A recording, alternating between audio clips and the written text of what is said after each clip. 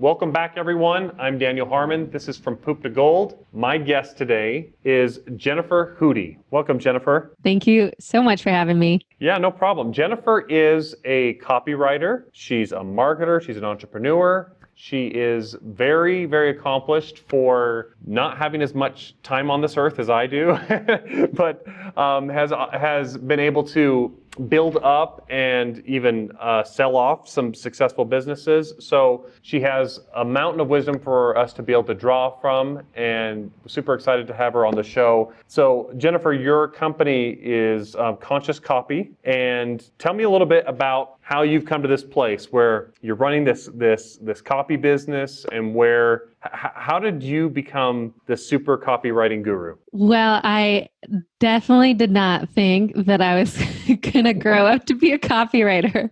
I don't know about you. No, I don't think I even learned what the term copywriting was until I was in college. Yes, me too. Mm-hmm. And it wasn't until I was doing it that people were like, "Oh, you're a copywriter?" And I'm like, yeah. So when I was in college, I was majoring in entrepreneurship, which is an oxymoron. I was like failing a bunch of my classes as I was building up, two businesses, had just sold one. I failed my finance class the year that I also sold one of my businesses for 7 figures. So you were focusing on the businesses more than school, which is great, which is what you should be doing. Yeah. And I was really figuring out though too, okay, what's the business I want to be building in college? And I was seeing how a lot of the other kids had like all of these big, great, grand ideas, but like zero execution. And I was working for, I was kind of doing this internship with a mentor of mine who I really wanted to learn from. His name's Harvey McKay. Okay. He wrote the book, Swim with the Sharks Without Being Eaten Alive, and just an OG businessman and brilliant. And I really wanted to learn from him. And so he is a Hall of Fame speaker. And so I would travel with him to go to speaking gigs. And he was speaking at one of Brennan Bouchard's events called Experts Academy. And it was this big 2,000 person event. And everyone's jumping up and down and hugging each other. And this is a brand new world to me. I'm like, I don't know what this is. You're getting like seeing the full Tony Robbins kind of stuff on display, right? Totally. Yeah. But he was selling this dream of like, you just start your own online business. You just, if you have an expertise in something, all you need is OVO, opt-in, value, offer. Boom. Seemed easy enough to me. So I was like, this is my next gig. Mm-hmm. Had no idea about anything related to tech or digital marketing or copywriting, nothing. And so I decided that I was going to launch a new business in the fitness space, selling fitness programs to millennial women, because I'm in college and I see there's clearly a market. Yeah. Mm-hmm. And so and I just think it's going to be easy. So I build out my website and obsess on my product, obsess on like the worksheets and the PDFs, and they're going to get these 85 videos, and I'm like pouring any of the money I have into this product. I'm getting ready for launch date, and I'm just posting a couple messages like big things coming, wait for it, trying to hype people up. But at the same time, I'm not really building an audience. I'm not delivering value, nothing. I'm making it all about me. Kind of creating in a vacuum, so to speak. Yeah.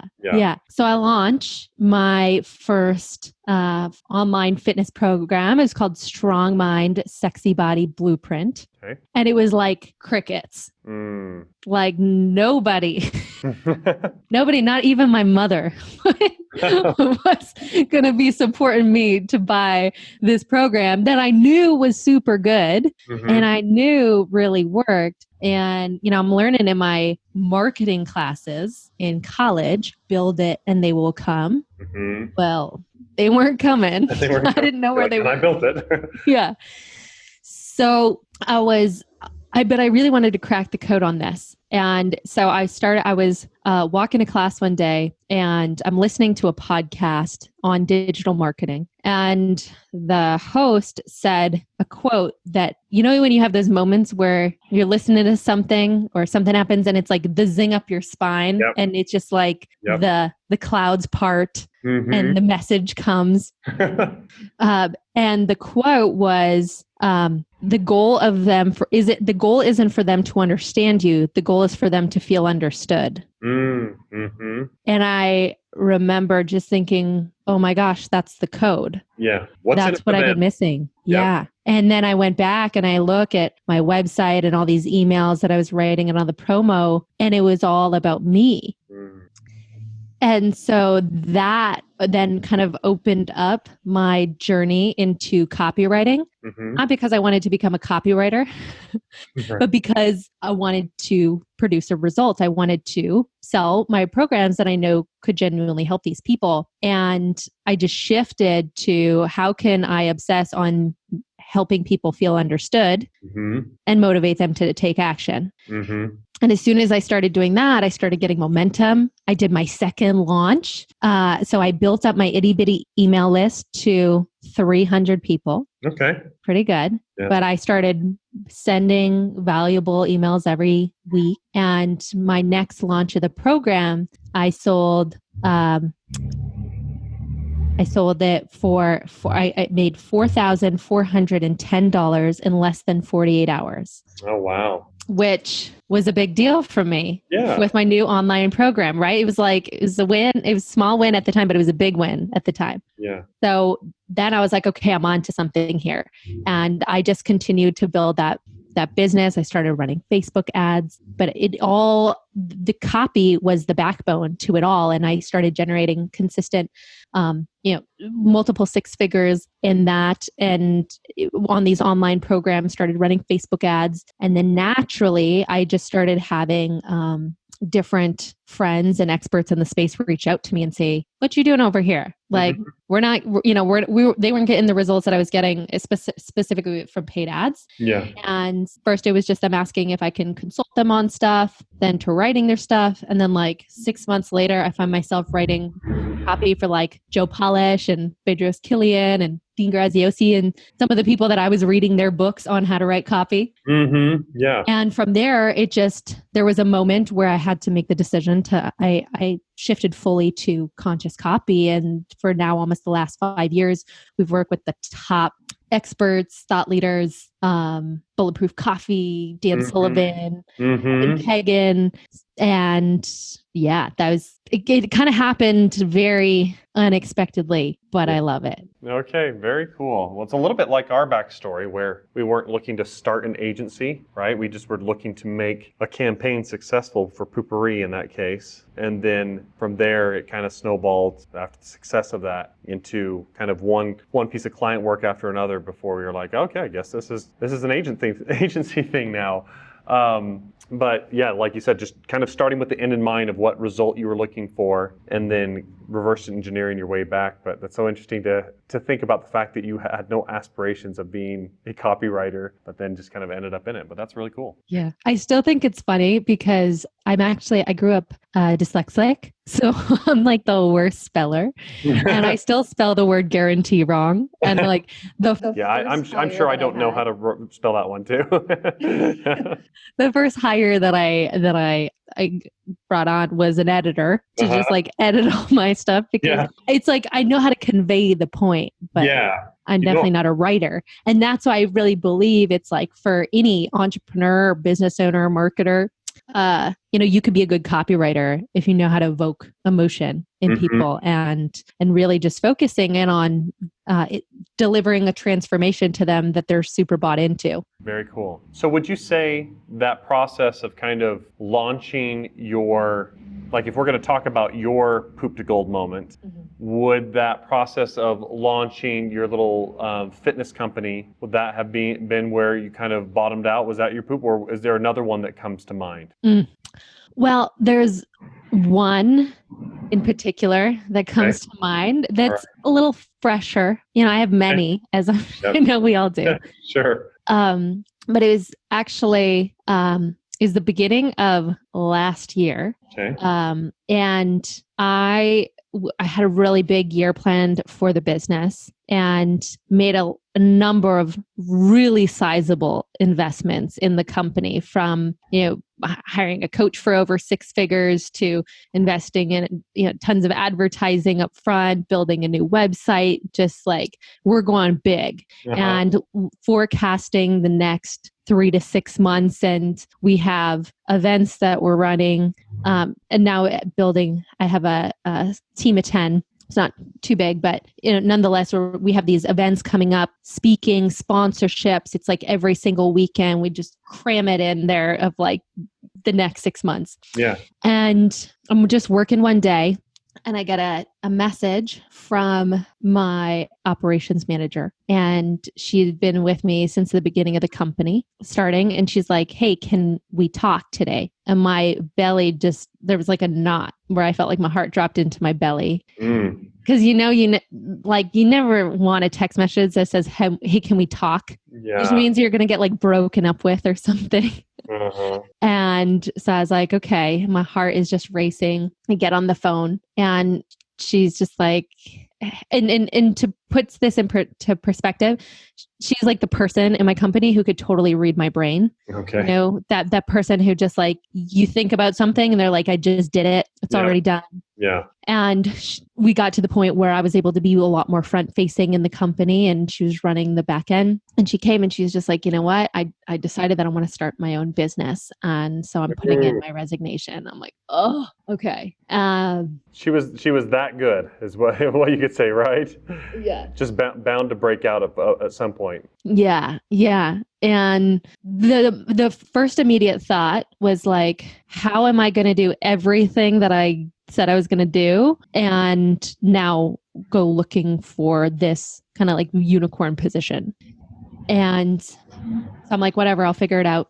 2 days later, I got another message. Oh, wow. A different team member saying, "Hey, can you talk today?" Oh, gosh. No, I can't. Nope. We'll do that in like 2 months.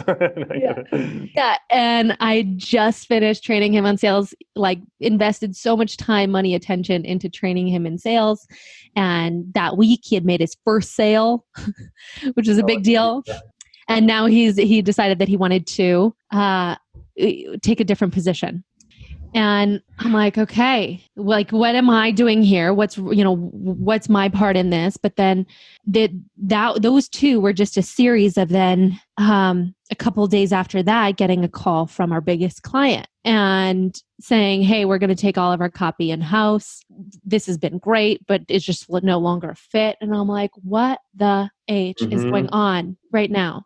And I remember there was just this moment where after I got the call from the client, and I was like 3 in a row, and that was just the beginning of what felt like things in the business unraveling. I went up to my boyfriend and I just like collapsed in his arms, and I was just crying. And there was just this feeling of like straight overwhelm, knowing that, okay, we have this, like, how am I going to pull everything off and then still handle basically my business completely unraveling when I've stretched myself so thin financially and with this big plan to like grow and go big. And now I have to like patch up all of these big holes. So I got on the phone with one of my mentors and I was just like, "Hey, this is not good. Like, I don't know what's happening, but it is not good." And I began to share with her all of these unravelings that were starting to happen. And again, those just being the start of what was starting to happen.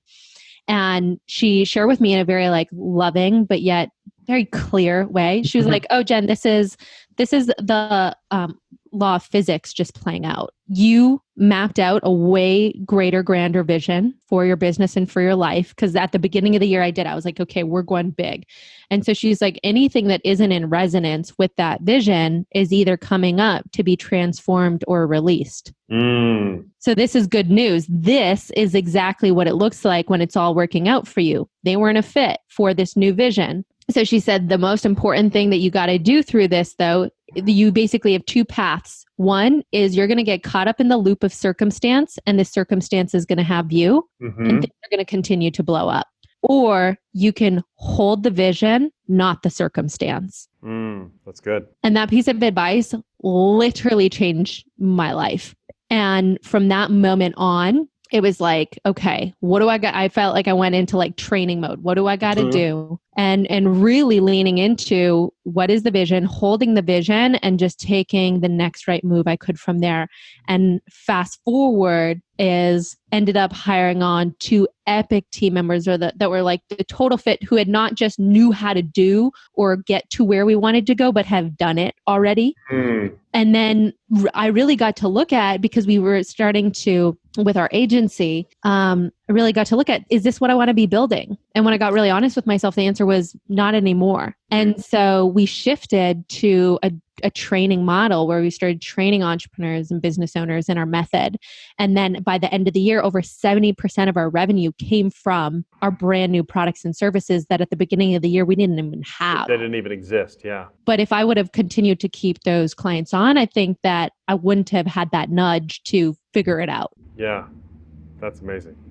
Yeah. And so, yeah. And then, just, I feel like all of those moments are just like the nudge, the kind of like a little kick in the butt to kind of realign us or reconnect us to where is it that we're really supposed to be going. Yeah, that's amazing, because like you said, it felt like your whole business was falling apart for a second there, right? Between losing major clients, losing some of your best team, but to quickly get that reframe and put on a different lens of, this circumstance is going to kill me, or this is the exact circumstance I need to actually execute on the vision that I've decided to go forward with. And that's fantastic. I love it. The raw material.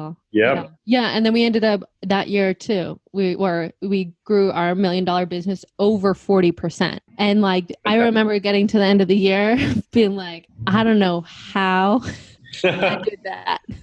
When it's like this, like something kind of takes over in those moments. And I feel like we're kind of in one of those collectively right now. It's like something takes over where it's like a higher, what the potential is inside of us can be actually released in these moments of extra tension or stress. Yeah, that's awesome. I love it.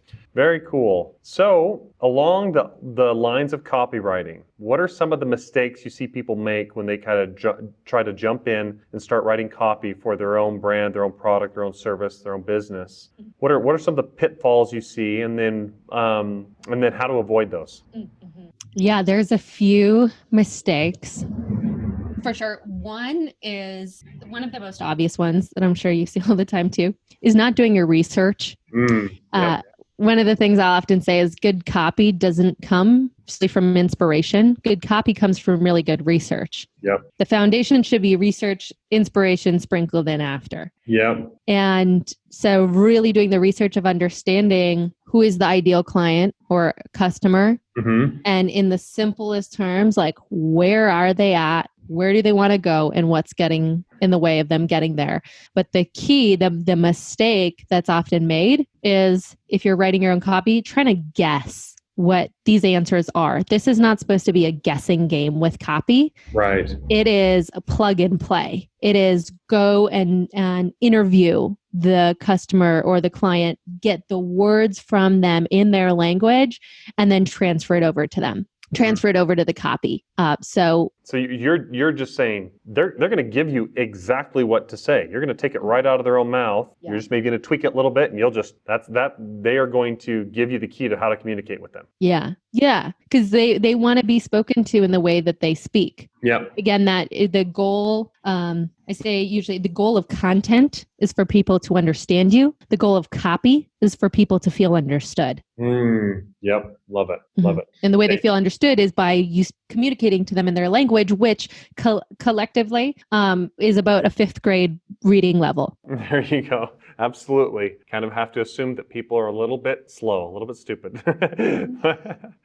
But no, actually one of the things that works the most to my advantage as I approach creating a video or copy at all is I'm actually a little bit of a slow reader. I'm definitely below average. I have really high comprehension, but I can only absorb so much.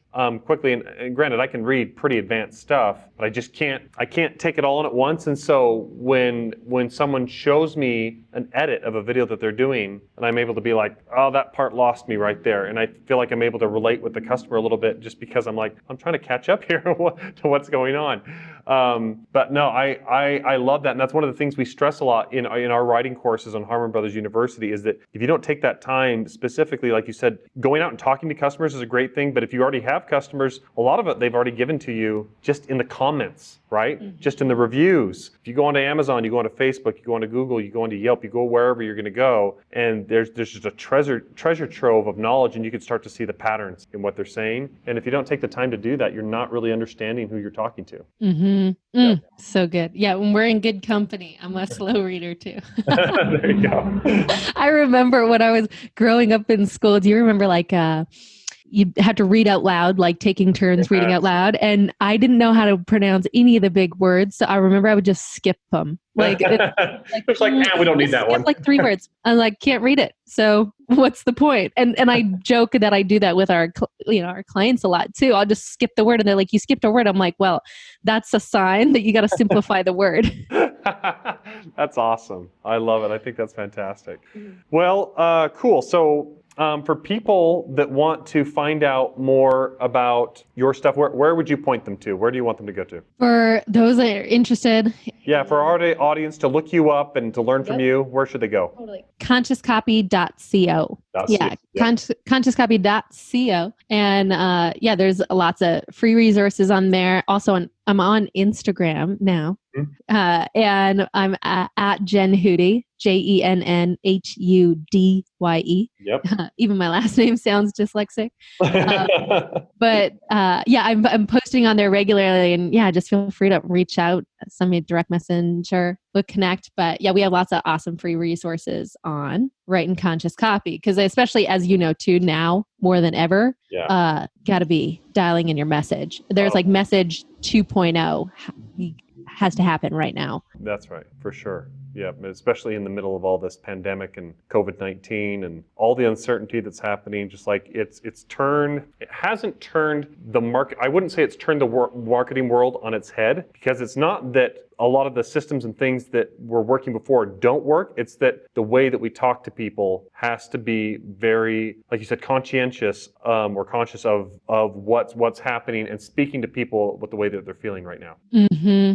Yeah, within the matter of overnight, what drove people has shifted. The underbelly of the emotions, where they're now driven by safety, security, confidence, needs versus wants. Yeah. I just did a 3-part series that are going to be launching on the 3 marketing messages that used to work that don't or will not anymore. And the main ones, it's like selling the flashy "look at me" messages will no longer work. And I'm like, collective, relief. I don't think anyone really loved that those worked, the Lamborghinis and Rolls Royces. And then number 2, selling the process. Like and just like you share, like it's not the marketing principles will not change. It's just people were able to be pretty sloppy before in not necessarily using all of them, and now more than ever, I said if you're on a burning boat and someone said that they could get you to shore, you would not care whether they're picking you up in a helicopter or a dinghy boat. You're just going to get on. Right. Yeah. Love it. And then selling the nice to haves, which you brought up, like no longer works. But with really good copy and messaging, as we know, you can take someone from a nice to have to a gotta have it. Yeah, to gotta with have the right message. Yep. Rather than I should have that, or maybe I want that, but like I need that. Yeah. Love it. Yeah. Thank you so much for taking time, Jennifer, to come on the podcast. It's been awesome to hear your story, and thank you. You have a tremendous From Poop to Gold story. Not everyone's is like all that stuff at once, but to rise above it and come out the way that you did is just awesome. And thank you everyone for joining us on this one. Make sure to subscribe to our podcast so you can get more great content coming up, and we'll see you on the next one.